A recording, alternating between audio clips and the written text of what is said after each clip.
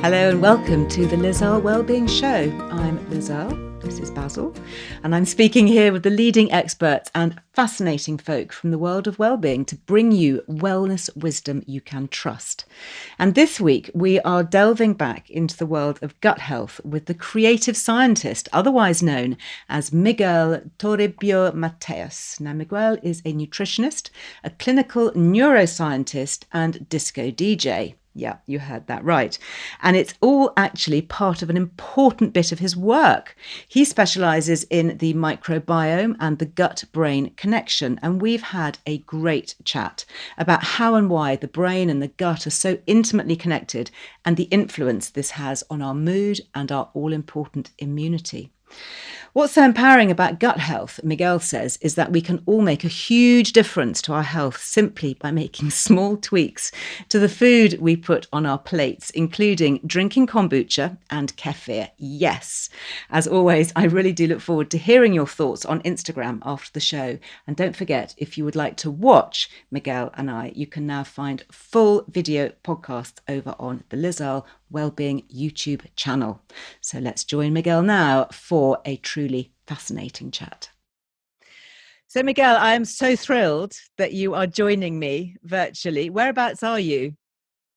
Not far from London in Hertfordshire. Mm-hmm. Yeah. And when we were chatting just before we went live, I was playing one of your house music disco compilation tracks. Honestly, your website is my new favorite thing. How did all this happen? Guts, brains, and disco.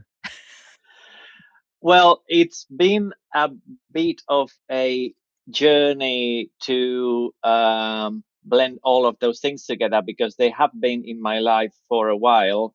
Probably disco for the longest because I grew up. I'm born in '73, so I'm a late disco kind of teen. I was fascinated with disco through my teens, and people thought it was a bit weird because it was the '80s and nobody was interested in disco. So I was being a bit of a weirdo in my teens, growing up to Donna Summer and all this kind of stuff. You were growing up And in which country?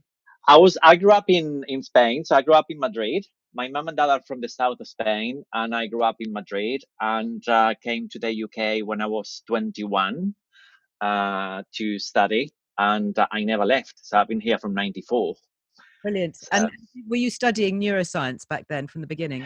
no, I've gone around the houses a little bit. I did my first degree in business and languages, and then I did environmental science, and that got my interest piqued in sustainability and food production and things like that. And at the same time, I was training to be a yoga teacher in my parallel life.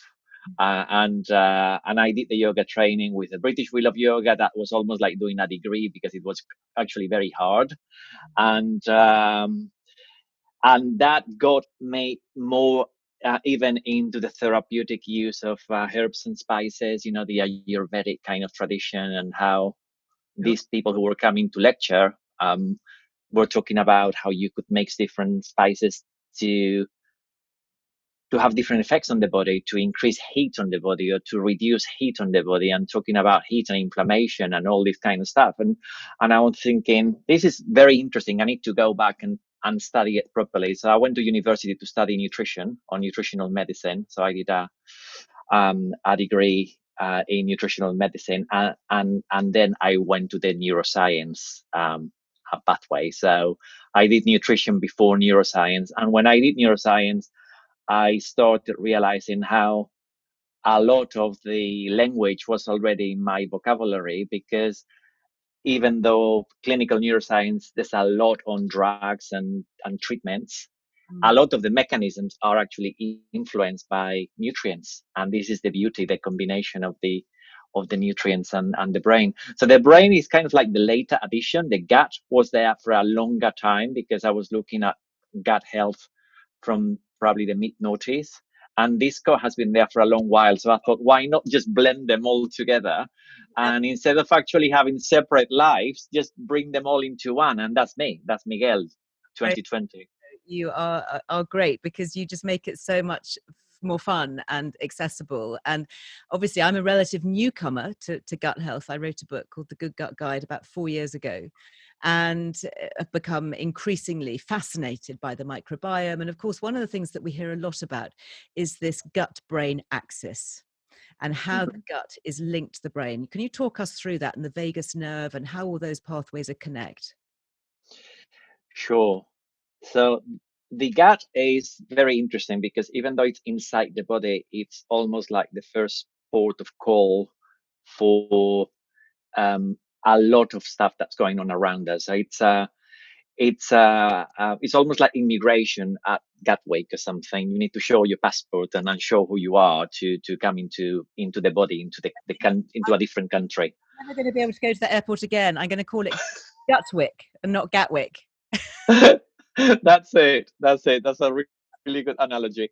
So it's and it's a communication system as well as an interface between different systems in the body. So it's like a melting pot.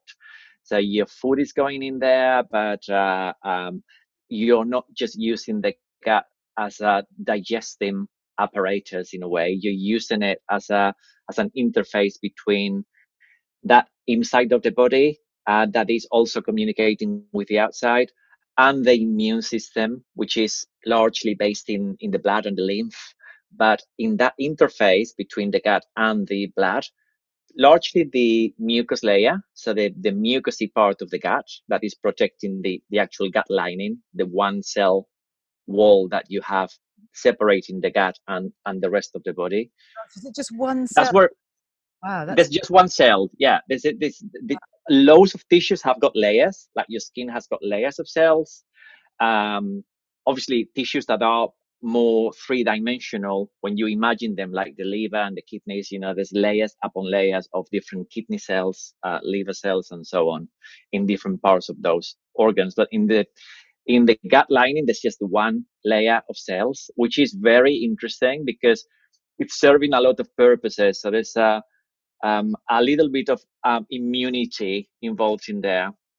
There's a lot of communication because it's receiving messages from nutrients. It's receiving messages from molecules that your gut bacteria are releasing as they are chomping at fiber that you're putting in your body, and polyphenols, it's antioxidants, and so on. Colors. So when we talk about eating the rainbow, they are eating that rainbow and producing those molecules, and they're talking, those molecules, those nutrients are actually talking to the rest of the body, and that layer is very thin but very important because 70 to 80% of your immunity in the whole of your body is actually based there. So when we talk about gut as being one of the central points of the body, it's become a bit of a cliche, and that trivializes that a little bit because people think, oh, there's so many different approaches. And of course, I agree, there are many approaches, but because the body is so complex, you need to enter that system that is very, is made up of hundreds of different pieces. You need to enter somewhere and start making changes. And the gut is perfect because there's so much going on. So even a tiny change, as you will have written about in your book, a tiny change can have a massive effect. It's this kind of a quantum physics, kind of a butterfly effect, that even a tiny amount of fiber more every day can have a disproportionately beneficial effect in a person. How extraordinary. I remember seeing a letter published, it was an open letter signed by literally hundreds of medics working in the field of gut health and microbiome, sent to the government back in, I think it was June, saying, please, can we be looking more at gut health and microbiome health to help with COVID and increased immunity? Because clearly these researchers all know that it's a fundamental part of keeping us well. Absolutely, and it's all down to that, to the integrity of not so much that layer of cells that, of course, there could be some physical problems with it. It's the mucus layer that is surrounding it, and in that mucus layer, which is a little bit like a little bit harder consistency than an aloe vera gel. So if people know about aloe vera gel, in these kind of like nice serums that you can get for skin and so on, it's a little bit harder than that. But it's still quite jelly-like, and that enables some bacteria to live inside that layer and to feed from that layer as a mechanism to not only stay alive themselves, but to communicate with the rest of the body by producing bits and pieces that I'm sure we're going to talk about in a moment. And those bits and pieces are a little bit like the Wi-Fi signals in an internet connection. So there is a cable, that vagus nerve that you mentioned a moment ago, that connects the gut as well as the adrenal glands, and it innervates. It's like a mesh of cables that then solidifies into just one thick cable that goes straight into the brain, and not only into the brain, but into the emotional part of the brain, the limbic system, which is the area of the brain regulating fear, stress, anxiety, and so on. So when you're talking about COVID and the lack of security that we all feel because things are wobbly, every day they are different, we don't know whether we can travel, whether we're going to have a job tomorrow, all of those things, when we talk about gut feelings, we're getting a lot more of those gut feelings, and they are being sent to the brain as almost like fiber to your house. The new fiber to your house that you get that are like gigabyte fibers, super download speeds.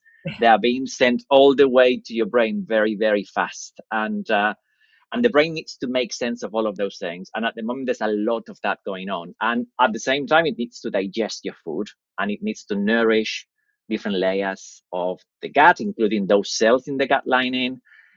So there's a lot going on at the moment that can go wrong, but equally, if you have some basics in place, you can put yourself in the best position you can at the point of protecting yourself from COVID.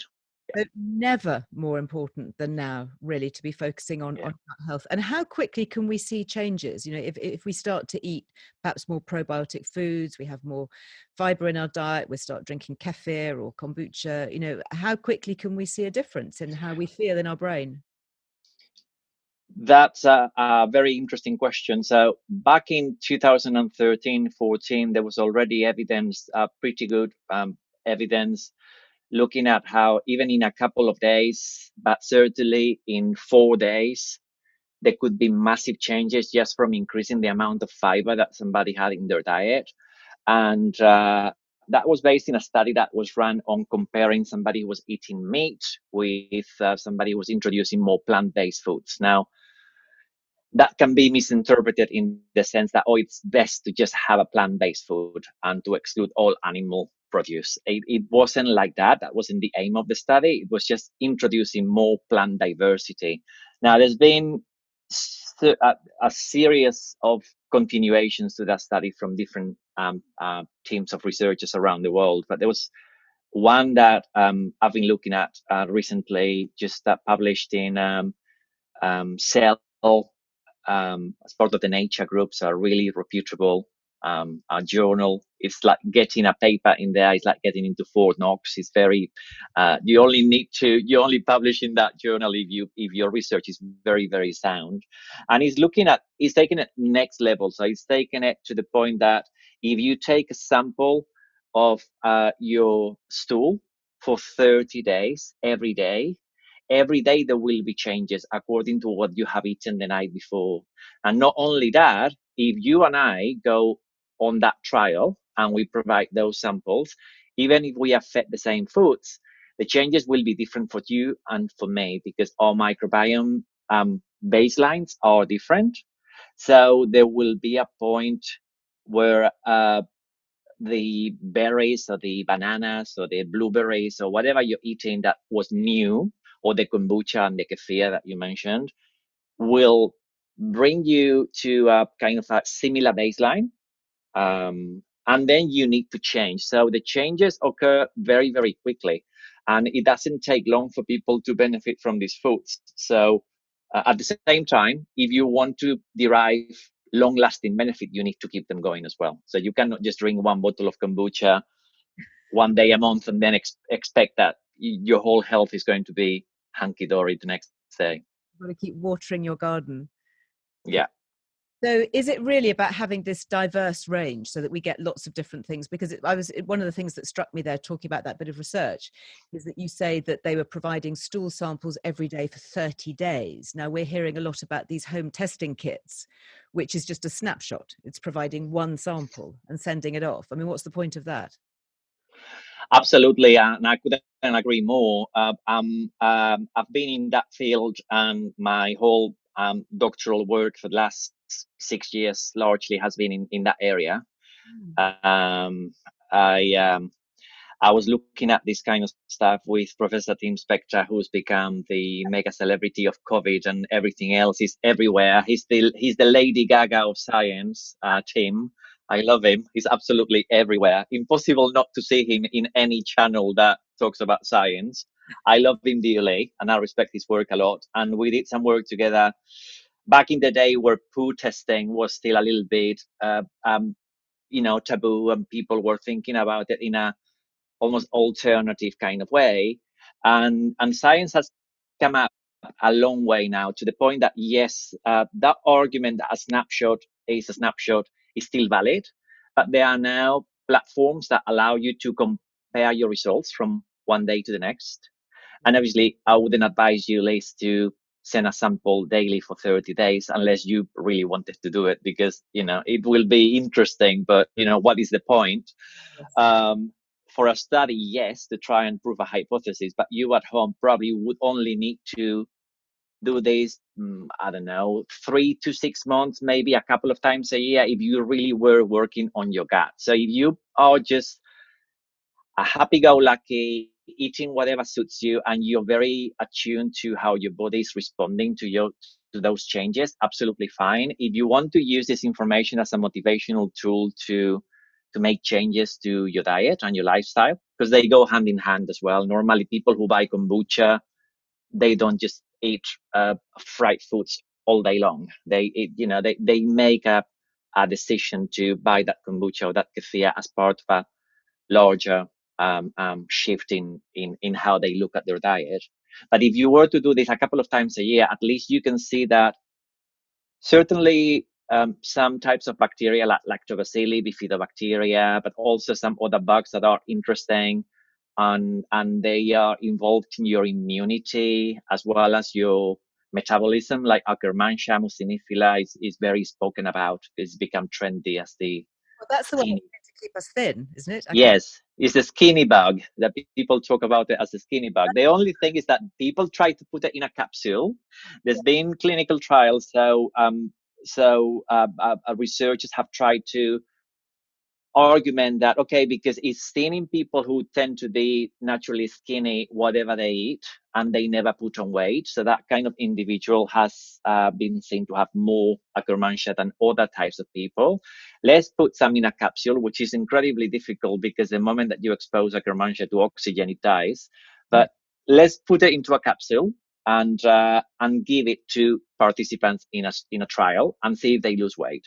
And what they found was that they didn't lose a particular amount of weight compared to the control. So people who took just the sugar pill didn't, the weight loss difference was not significant. But what happened in those who took the Akkermansia was that things to do with their metabolism, like their ability to regulate blood sugar more effectively, triglycerides or cholesterol levels were a bit better in those who took the probiotic. So it's still in early developments, and again, it's not. There's never a silver bullet to this kind of stuff. But if you wanted to know what those bugs are actually doing inside your own gut without having to take something external, it's very interesting to just take out argument a couple of times a year. You track progress, and at that point, if you're able to see in a graph, this is what is happening when I'm doing this, so I can relate to that because I was eating more lettuce during that month, or I went vegan in Veganuary and look at what happened in February compared to what happened 6 months before. Certainly, if there are changes like that you're going to you're going to plan for, like that Veganuary, or going alcohol free for a couple of months or things like that, I think it would be very interesting for people to do a before and after, to see that if they have an interest in gut health, and they have a motivation as well because they are bloated, or they have issues digesting certain foods, so anything along the lines of that would be very useful. And again, it's for me, It's based around the application of that information in the real world. What do you do with it? And I agree, if it is just the one snapshot, it's interesting, but it's pretty much useless 2 months later. If you have another point of data a few months later, and a few months later, and a few months later, that becomes more like a tracker of what your body's doing. And I'm not suggesting that people become obsessive with this kind of stuff, because your gut bacteria are very temperamental and they will go up and down in their own kind of ways. But at least you can start to understand them a little bit better. You talk about bloating. Is there a particular species that's helpful for that, or food types that can help? It depends on a lot of it changes a lot according to the person. So some people can eat these foods that are rich in fermentable fibers, known as FODMAPs, and they can be absolutely fine. Some people can only tolerate a little bit. So there's a lot of difference amongst people. Um, and I'm not one for trying to exclude things on the basis that you might be bloated. So if you're bloated and you can identify a trigger point that is definitely the culprit for you, I would argue, okay, try and reduce that if you can, as opposed to just give a general kind of advice, because it's a bit dangerous for people to start reducing things willy-nilly. Absolutely. I mean, keeping a food diary, just keeping track of how you feel after eating certain foods is probably one of the best ways, isn't it? Absolutely. Yeah. Now, Yeah. talk about emotions and the gut. You talk about, gut instinct and gut feelings. How real is it? Where is the evidence that what we eat can change how we feel? There's a lot of evidence on the emotional neuroscience, a branch of brain sciences, on the basis that the those Wi-Fi signals that we talked about before, so the communication between the gut and the brain largely happens via the vagus nerve as a cabled kind of a solution. So you've got your phone with a cable, that is the vagus nerve kind of thing, or you could have it that only on Wi-Fi, no cable. So those Wi-Fi signals could be a range of different things, and the ones that you can think of more specifically when you talk about brain are neurotransmitters. So people talk about serotonin, dopamine, GABA to a certain extent, but serotonin and dopamine have become quite mainstream. People talk about them more readily than maybe 10 years ago, and they are responsible of they're responsible for a lot of things, but they play a role in emotion as well. And serotonin is supposed to make you feel happy. It's supposed to be the happy neurotransmitter. So if you have the ability to produce enough serotonin, for that serotonin to stay between one cell and another, so in that synapse, in that space between a neuron and another, and then to be taken by the next neuron next to the one that originated that serotonin, which is called reuptake. So it's basically serotonin floating from one cell to another in the brain. If that process works properly, then you have less chances of feeling down, depressed, anxious, all of that spectrum from anxiety to really major um, clinical depression. And everybody can be in different places of that spectrum at different times. So we all have days that we might feel a bit more anxious. It doesn't mean that we suffer from clinical anxiety. Some days we're going to be low because things didn't turn out to be the way we wanted them to be. It's life. But certainly to build those neurotransmitters, to build that serotonin, for example, you need carbohydrates. So the building blocks will be things that you put in your mouth. And carbs are a little bit like, they are not all the same. So people talk about carbs and they tend to be obsessive with potatoes and rice and bread. And you have carbs in a bit of lettuce as well. Um, Yeah. yeah. And they come at the same time, they come in a matrix of food that is not just an extract or a supplement, it's not a powder. that food that you're eating has got the cofactors, sometimes B vitamins or zinc or selenium or whatever it is that's going to enable the building blocks of that food to be broken down effectively and used by the body in an effective manner. Now, that's very important for neurotransmitter production because there will be serotonin that is produced in the gut, that stays in the gut largely because it serves some purpose in the gut. Largely, it's about peristalsis. It's about how your gut moves, so you can have a nice bowel motion in the morning.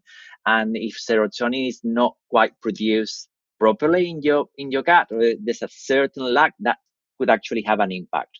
And same thing with dopamine as well. So serotonin and dopamine play a role in how the muscle will actually relax to allow you to have a proper, visit to the toilet in the morning. Is a way of self-diagnosis then, if you're suffering from constipation or you have issues in that area, is that an indication that you might be low in dopamine and serotonin? It is tricky because it's not as easy as that. I would love it for it to be as easy as that, but it's tricky. But what you see is in certain end state. So when you're talking about conditions that sound a bit scary, but they are the end state of how a neurotransmitter can actually go wrong when there is a complete lack of dopamine, like in Parkinson's, for example. There's a dysregulation. Dopamine is not working properly in Parkinson's, and you have that as an end state. Constipation is one of the symptoms. So in a person with Parkinson's who is developing a more severe set of symptoms, finding it more difficult to go to the toilet is one of the things that a clinician will probably think, okay, we probably need to adjust the medication. So for the regular folk out there, I wouldn't worry so much if you haven't gone to the loo today because it could have been just random. So I don't think that you're going to develop Parkinson's because you have been constipated for a couple of days. Yeah. But interestingly, people do say that when they start taking probiotic supplements, for example, or more probiotic rich foods, that bowel movements improve. And is that potentially one of the reasons that we're actually creating more serotonin and dopamine? Certainly, serotonin and dopamine can be those levels of those neurotransmitters in the gut can be affected by different bacteria in fermented foods. A lot of that serotonin is not going to ever reach the brain because it'll be blocked by this thing called the blood-brain barrier. So it's a different structure, so it doesn't quite open the lock. So it's almost, it's a key, and you think, oh, all keys look the same. It should open my house, but it doesn't open your house. It opens, somebody else's house. So it's, unless you have the proper key, you cannot get into the brain. And with some neurotransmitters that are produced in the gut, that can be very much the case. Histamine, potentially not so much. And that, again, histamine has got this bad kind of perception by people because you immediately think of itching or reactions or allergies. But again, is also involved in emotion, is involved in wakefulness, in energy.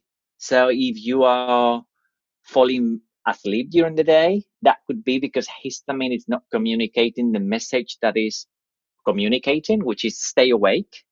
Is one of the messages that histamine is communicating to the brains in certain parts of the brain. And in fact, again, looking at another condition, narcolepsy, it's histamine is not communicating that message at all. So the person falls asleep in the middle of the day. So the drugs that are there to stop that person falling asleep as a clinical treatment actually stimulate the production of histamine in the brain. So all these things are complex how they work, and they don't do just one thing. So while I'm all up for plain English, I love cute analogies, but when they are too simplistic, sometimes you miss one of the areas that you could be exploring in a little bit more detail. Very interesting that you bring up the subject of histamine, because that's something that we've been exploring here quite a bit. And my eldest daughter, who's had real issues with chronic pain for many years, has an imbalance of histamine and its relationship with mast cells as part of the system. So actually, she at the moment needs to be very low histamine, but obviously there are implications of that. And it's interesting, isn't it, how we're just beginning to understand how some of our biochemistry is actually working. And it all comes back to the gut. This is the extraordinary thing. Yeah, the gut is there. It's kind of in the middle. It's almost like trying to cross from Regent Street to Oxford Street and not wanting to go into the junction. It's you need to go into that roundabout. If you're driving through, you cannot just go around the houses. You need to go in there to turn into another system. It's connected with every single system in the body. And going back to your question about emotions are complex because they are not just biochemical. This whole theories around how emotions are driven by biochemical molecules, and there's a lot of science on that, but they are about behavior and cues and where you are and who you do something with, and all of these things that they play a really big role in how you develop an emotion. So they are multifaceted things that are quite complicated, but certainly you'll know there are basic things that you can identify. If you are in a situation, imagine yourself having a walk down the beach, and it's sunny, and it's the summer, and you have an ice cream, and you have a sugar rush, and that is serotonin being produced really quickly in your body, and giving you access to sugar even in a more effective way. So the glycemic impact of that ice cream is even better, and it's almost like an instant antidepressant, but again, is it just the ice cream, or is it the situation that you're in as well, and what role is that playing? Is it the sun? Is it the company? Is it just the ice cream? So there's loads of different kind of angles to this.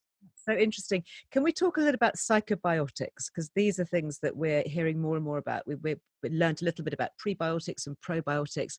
What are the psychobiotics? So psychobiotics are really interesting as well because they are the bugs that you can supplement. The idea is that this term has come from Cryan and Dynan in Cork. There are two researchers in Ted Dynan is a psychiatrist, and John Cryan at the University of Cork.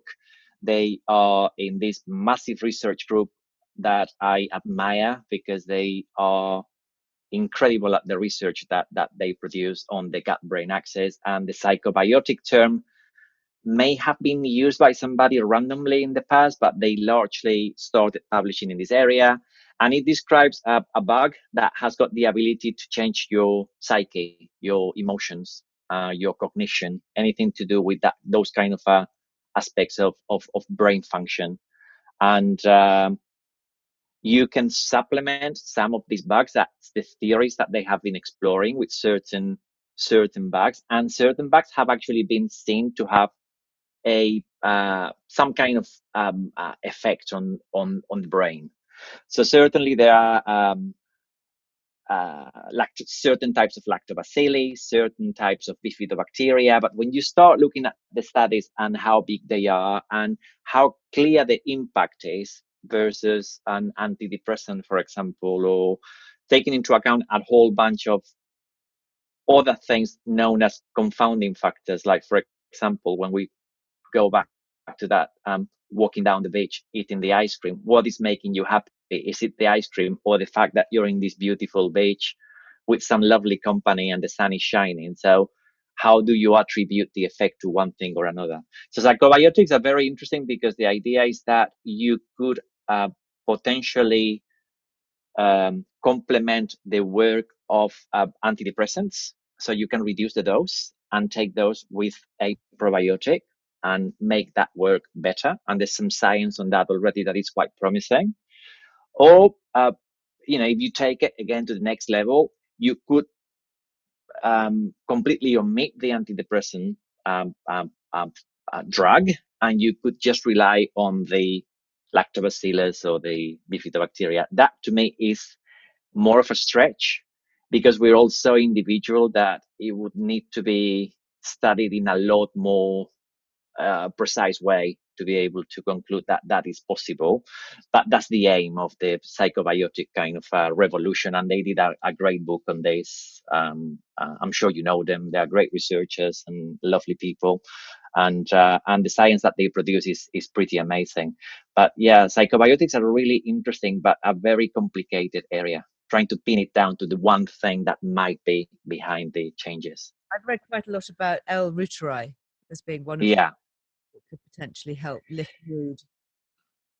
absolutely. And a very interesting bacterium, because it's in a lot of foods that are a source of it. So you can find it in expensive supplements. You can find it in kefir, Excellent. and so you can find it in kefir that you can make yourself at home if you want to, or you want to buy it. You want to do a hybrid. You can buy some pots of kefir and get a bottle of milk and put some Yep. kefir from the shop and give it a shake and put it in your airing cupboard overnight. And the next morning you've got kefir because you've inoculated the milk with the kefir from the shop. And if you took that to a lab, probably what you're going to find is Earle Wellbeing is going to be there in substantial amounts. It's a very interesting bag that is anti-inflammatory. It has largely the effect is down to managing inflammation. Again, when L-reuteri is in your gut, it may not stay in the gut for a long time. It may just be passing, which is what we know about this science as it continues to emerge as well, that a lot of bugs don't just stay in the gut as we thought about before, as saying they find a little patch and they build a little house and they just colonize that area. And that's the kind of like the lactobacillus porta in your gut. It doesn't quite happen like that, but they could stay there maybe for a week or 3 days, so depending on your transit time. And while they are there, they will produce these molecules called short chain fatty acids. Butyrate is one of them that has become quite trendy as well, or butyric acid, which is something that you find in butter. Largely, it's a waxy kind of molecule that nourishes the gut lining. It fits this one cell lining that we were talking about. So those cells in the gut lining called colonocytes, they feed off that butyrate. That is their food. So that's very interesting. Is redeemed because I use a lot of it. Yeah, and it feeds your brain supposedly. So a lot of the theories that scientists are trying to test are around butyrate and other of these waxy molecules, short chain fatty acids, doing something to the brain because they have the ability to travel via the vagus nerve as if it was a high speed motorway into the brain and do things to reduce inflammation in the brain. And again, largely what they are postulating, what they are thinking is if there is less inflammation in the brain, you're less likely to have things like anxiety and depression and so on. So those would cross the blood-brain barrier then. They Mm-hmm. Fascinating. If I wanted to have more of the Rutile, if I added a capsule to my kefir milk. Absolutely, why not? Good. Yeah. Great. Yeah. And you can make a personalized kefir for you. Oh, love it. Absolutely love it. What about things that we're hearing about for the gut? Things like extra virgin olive oil and drinking red wine with its polyphenols and omega-3s. Are these all shown to be impactful and helpful? Omega-3s are very interesting because they are now officially, and they have been probably from about 2016, the consensus statement from a whole bunch of scientists getting together and confirming they think the same way. So this big paper from a lot of people around the world in the gut health area saying omega-3s are prebiotic. They feed your gut bacteria. So prebiotic feed your gut bacteria. Probiotic means pro-life, and it refers to both your own gut bacteria that may be beneficial to your own health, but also those bugs in the kefir or the kombucha that you were talking about. So they do something interesting in your body, whether they colonize your gut or not. And omega-3 is certainly very interesting for a number of reasons. And And if you manage to have them from a food, so salmon or sardines, so fresh anchovies, so even eels, which is oily fish, not very popular because it has this kind of a Victorian kind of tint to it, but again, very rich in omega-3s.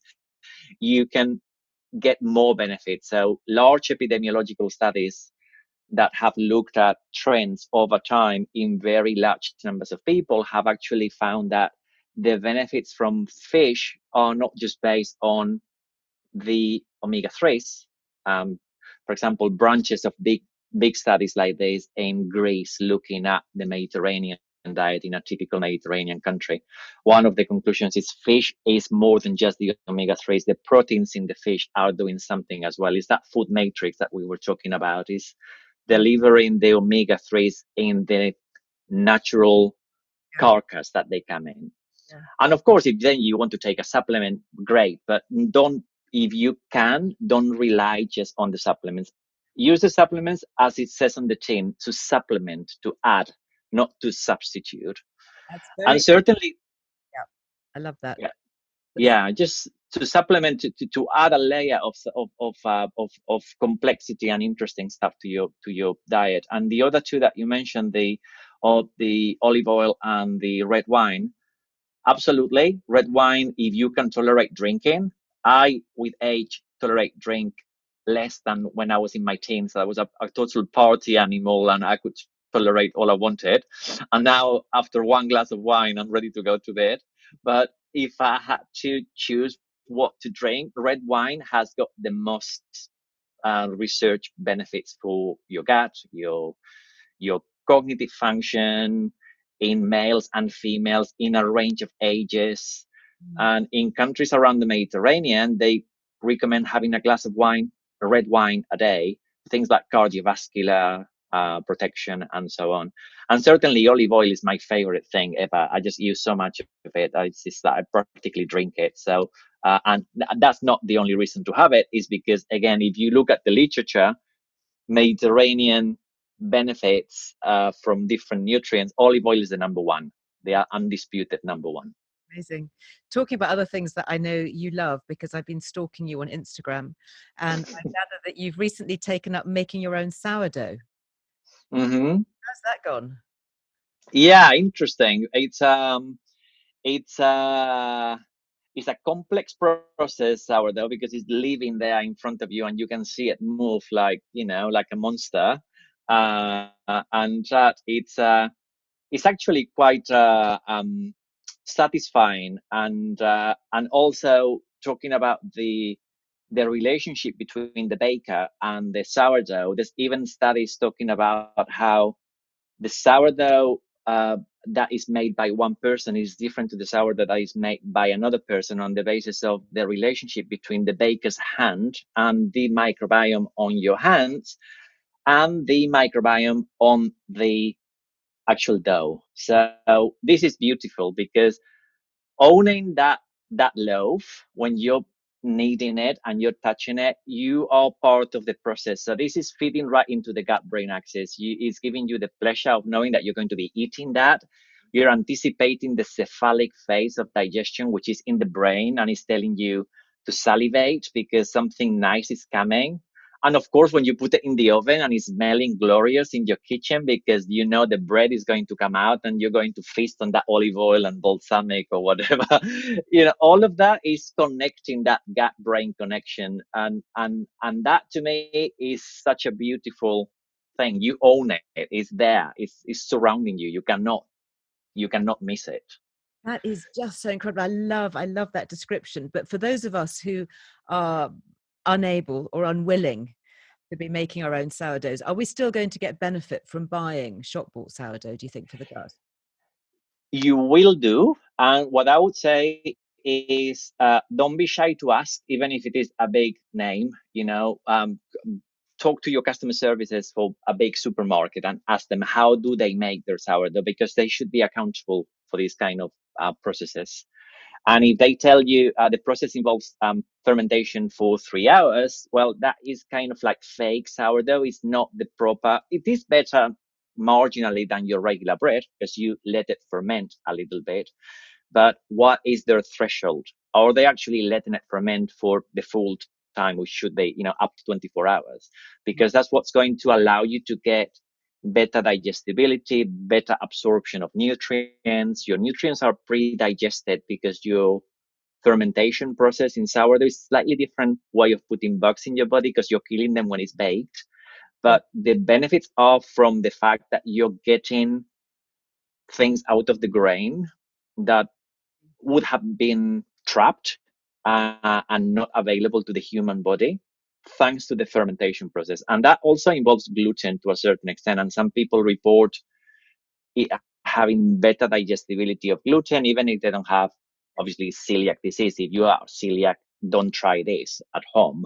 But obviously, if you haven't got celiac disease and you tend to get a little bit bloated with bread, you might benefit from eating sourdough and seeing what happens, because you might find that actually your gut feels much better. Although interestingly, I have read some research that's ongoing looking at genuine sourdough and finding that it even can be tolerated by some celiacs. And obviously I'm not recommending that you try that at home, but it's very interesting to see that work is out there and may well give us some good results on that. So sourdough, Yeah. my father, because I always have sourdough at home, which I don't make sadly, but I do buy it from somebody who makes it properly. And he'll make himself a piece of toast in the morning, and then he'll say, "Oh, this is great. I don't feel bloated." And it's like, wow, you can see a real physical difference just in a tiny switch. That's what I love about gut health. It's often a tiny switch, adding a bit of yogurt into your diet, having a little bit of kombucha or kefir, switching your bread, and you can see real changes, can't you, in your physiology?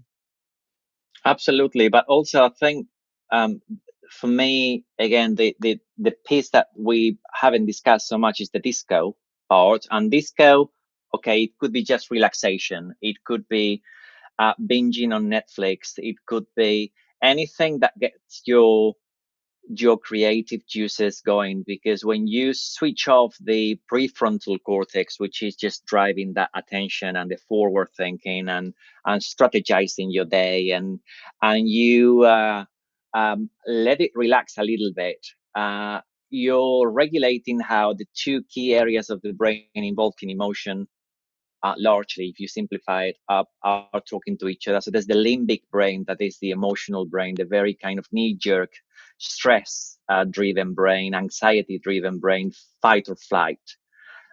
You kind of tell it to chill a little bit by, you know, playing disco or dancing or watching Netflix or whatever you're doing to relax, reading, chatting to your friends on Zoom or whatever you're doing.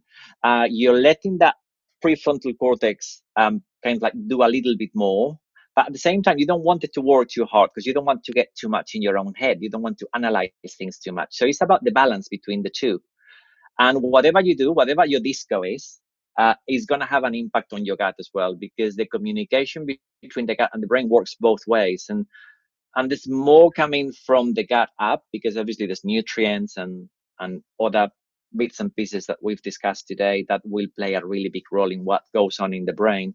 But your brain is still managing the whole of the body. It's the tower of control to the rest of your body. So if you are a negotiator, one of these kind of a United Nations person who goes into a conflict and tries to pacify things.